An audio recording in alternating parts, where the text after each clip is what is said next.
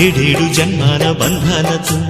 ఈనాడు నీడు పండించనా మరి తయారయ్యే ఉన్న వయ్యారంగా సయ్యత్తు ఒళ్ళోకి వాలంగా చూసుకొచ్చానమ్మా చూడు ఉత్సాహంగా చిన్నారి వన్నెల్ని ఏలంగా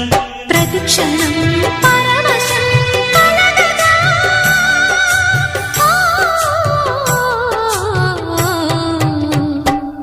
మనసా పలకవే మధుమాసపు కోయిలవై